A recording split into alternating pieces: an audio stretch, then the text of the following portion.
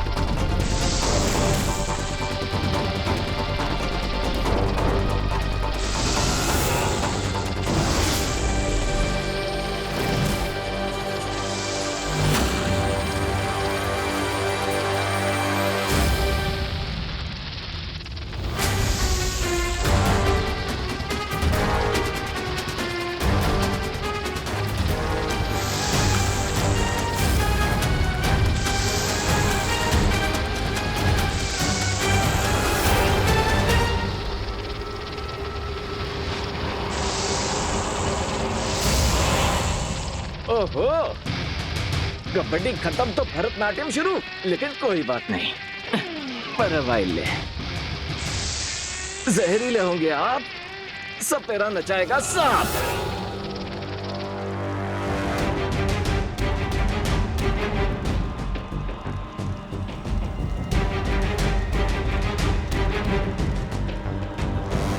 ये बात, अब लग रहे हैं ना आप बिल्कुल देवता टाइप।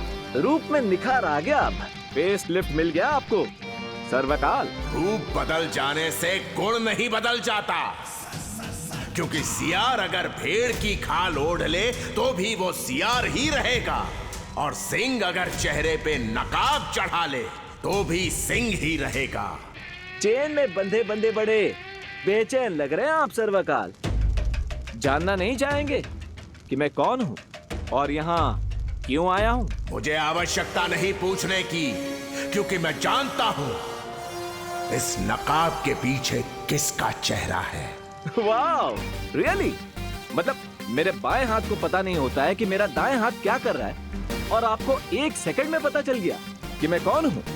क्योंकि मैं सर्वकाल हूँ, ब्रह्मांड का सर्वज्ञाता, सर्व अंतर्यामी। तुम्हें मेरे सामने ये मुखौटा पहनने की जरूरत नहीं है। वाह, आप तो सच में सर्वज्ञाता हैं। तो चलिए मैं आपको अपना चांद सा मुखड़ा दिखाई देता हूं।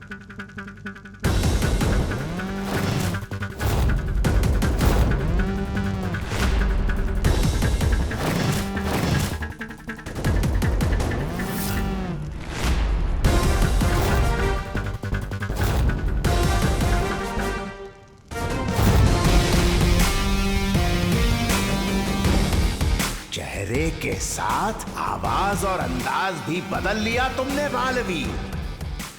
आप ही ने कहा ना कि अगर शेर नकाब लगा ले तो भी वो शेर ही रहता है। अब आप ही बताइए, नकाब के पीछे से शेर दहाड़ता ही रहेगा तो उसका फायदा क्या होगा?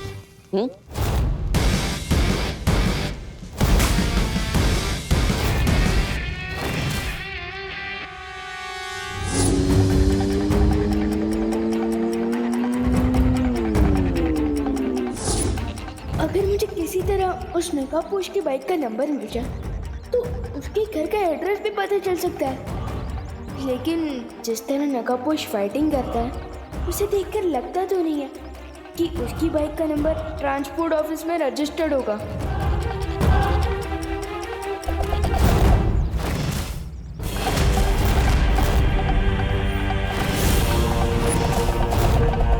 अरे ये तो वही हथियार है जो नकाबपोश ने तमन्ना से लड़ते वक्त यूज किया था।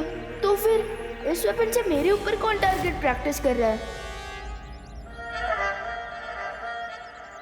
तुम दोनों। यस, हम तुम्हें वार्निंग देना चाहते हैं, दोबारा हमसे लोचा मत करना, वरना ये हथियार आर पार हो जाएगा तेरे केस से, समझा? चलो चिंटी।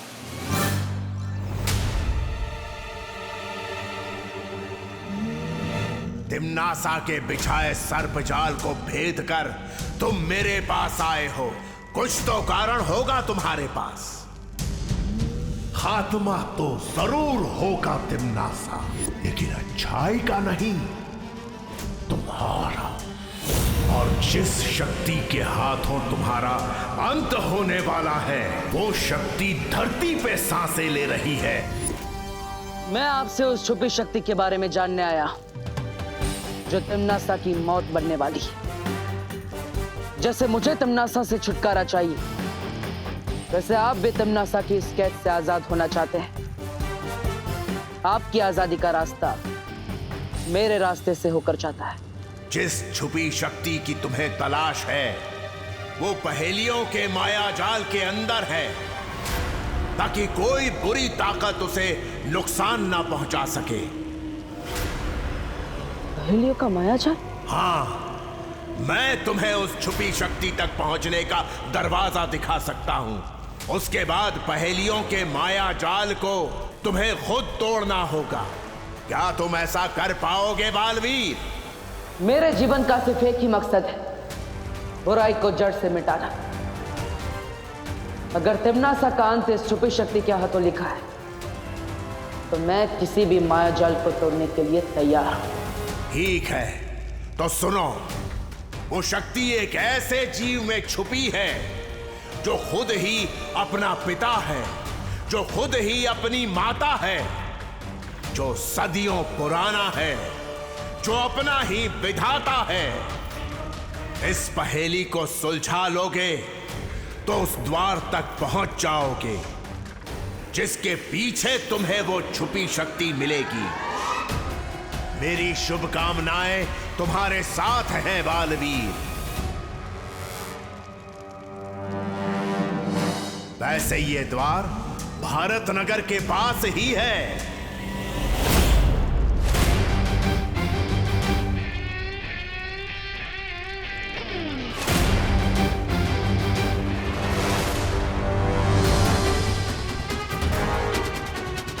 इस गुफा के बाहर थोड़ा संभल के कदम रखना, क्योंकि तुम्हारी शक्तियां इस गुफा के घेरे के अंदर काम नहीं करेंगी। अब देने लगेंगे। एक्चुअली ना हमारे पापा ये ना परसों ही मार्स से लेके आए थे। और इस हथियार में सुपर पावर्स हैं, इसलिए हमसे टक्कर लेने की कोशिश भी मत करना, नहीं तो बुलबुल की तरह फूट जाओगे विमान। लगता है इनके दिमाग में जो डस्ट जमा हो गई है उसे क्लीन करना पड़ेगा। अब बताओ, तुम दोनों को ये वेपन कहाँ से मिला था? मार्केट के पीछे जो सुनसान रास्ता है ना, जहाँ पर वो पुरानी बस बंद पड़ी है, वहाँ मिला। ओके, अब तुम मुझे ये वेपन सप्रेम गिफ्ट कर दो। लाओ।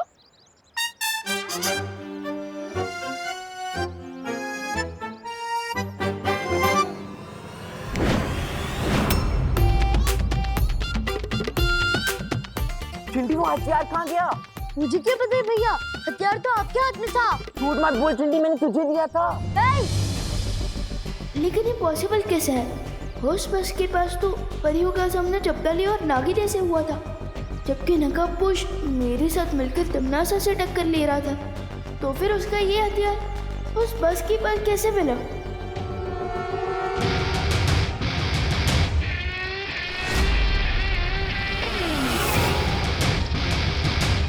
ओहो, सांपों का पूरा खानदान आया है मेरी विदाई के लिए।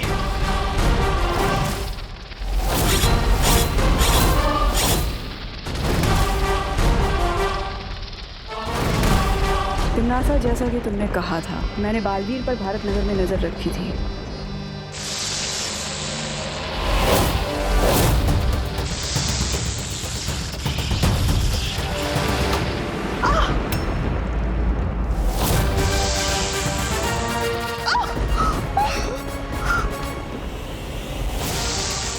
अरे आने से पहले रेडी स्टेडी गो तो बोल लो। क्या हुआ? लग रहा है मेरी सर्प सेना को कोई मार रहा है।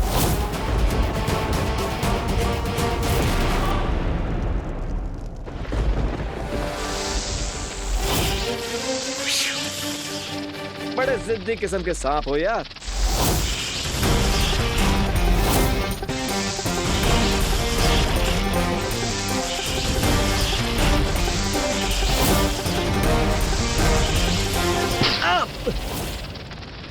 मौका मिलते ही डस लिया।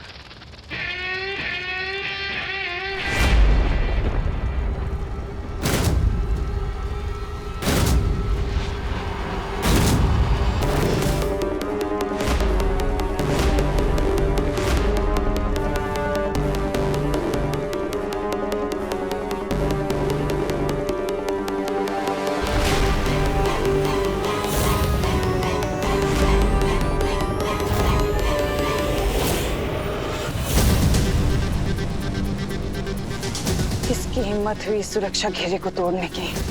कौन आया था यहाँ?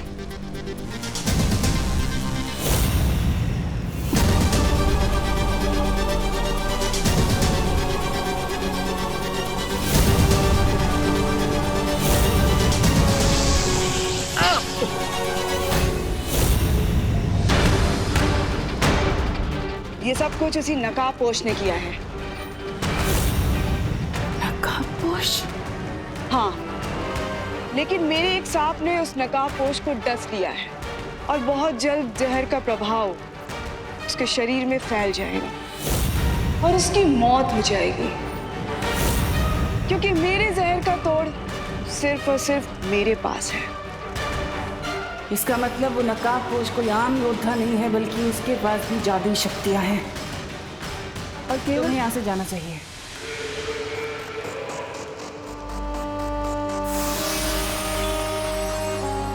वो जरूर गुफा के अंदर आया होगा, लेकिन सर्वकाल के पास वो करने क्या आया था?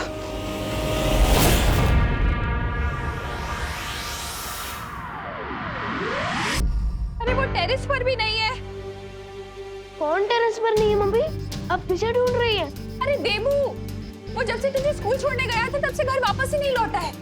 क्या भैया पूरे दिन से गायब है? हाँ। सर्वकाल की दी हुई पहेली बाद में सुलझाऊंगा, लेकिन इस वक्त माँ और विवान के सवालों से बचना पड़ेगा। देबू भैया, अब माँ एक साथ प्यार और सवाल दोनों की बौछार करेगी। तैयार हो जाओ देबू। 1 2 3। देबू, हाँ। तुम थे कहाँ पर? तुम ठीक तो हो ना? माँ मैं वो तुमने कुछ खाया कि नहीं? खाया माँ, मैंने वो खाना। तुमने कुछ उल्टा सीधा ही खाया होगा। बताओ ना, चुप क्यों हो? जल्दी बताओ। नहीं मम्मी काम डाउन। अब अपने सवालों पर ब्रेक लगाएंगे तब ना देबू भैया अपने आंसर्स दे पाएंगे। अरे हाँ, तुम इधर आओ, इधर बैठो। अरे अब चुप नहीं रहो, बोलो भी। Thank you Vivaan.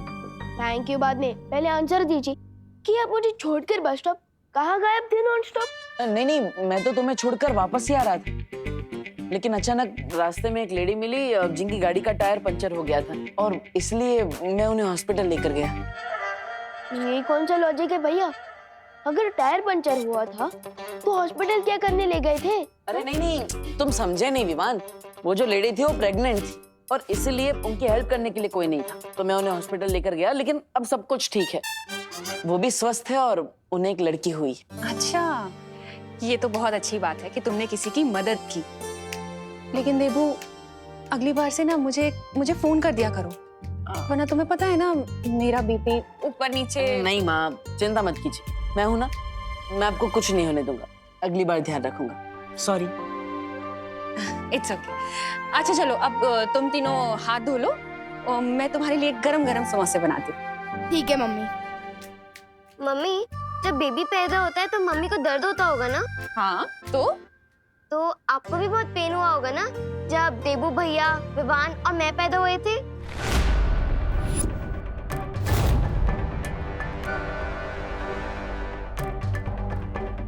अरे खुशी, अभी अभी माँ के सवाल बंद हुए, तुमने अपने सवाल चालू कर दिए। अब मुझे बहुत भूख लगी है, चलो माँ। अरे देबू, ये तुम्हारे हाथ पे चोट के निशान कैसे लगे? ये तो डॉक्टर को दिखाना पड़ेगा। चलो चलो डॉक्टर के पास मेरे साथ। नहीं माँ, मैं ऑलरेडी हॉस्पिटल में डॉक्टर को दिखा के आया हूँ। उन्होंने कहा कि ये हाइपर पिगमेंटेशन की वजह से हुआ है, मतलब ज्यादा धूप की वजह से।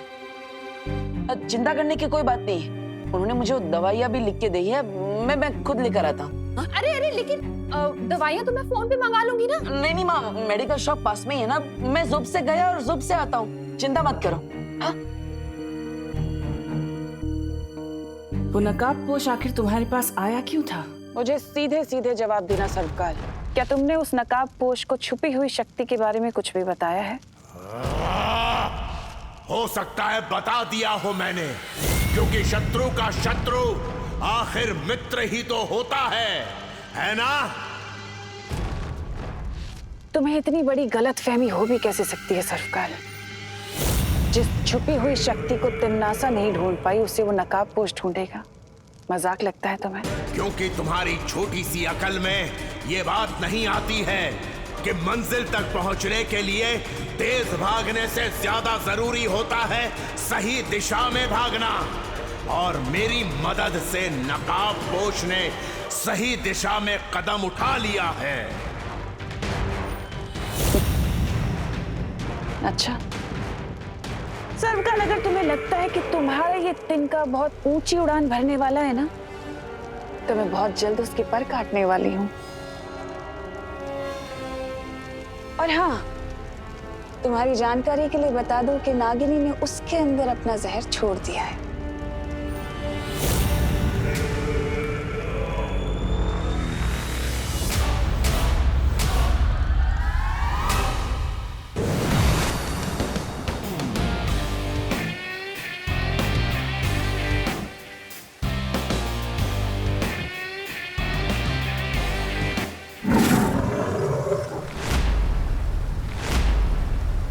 तो आखिर तुम आ ही गए उस जगह जहां तुम्हारी शक्तियां छीनी गई थीं। वीरलोक के हर वासी, जीव जंतु, पेड़ पौधों को तुम्हारे लौटने की प्रतीक्षा थी बालवीर, और मैं भी तुम्हारे लौटने की राह देख रहा था।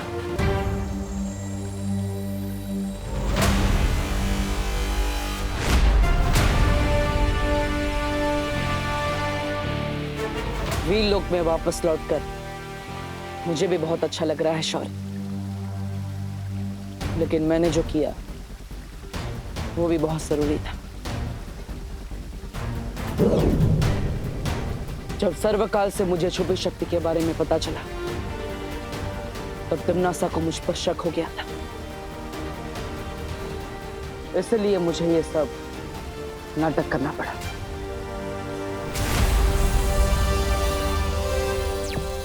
शौर्य, मैं आपसे बात करना चाहता हूँ अभी। छुपी शक्ति?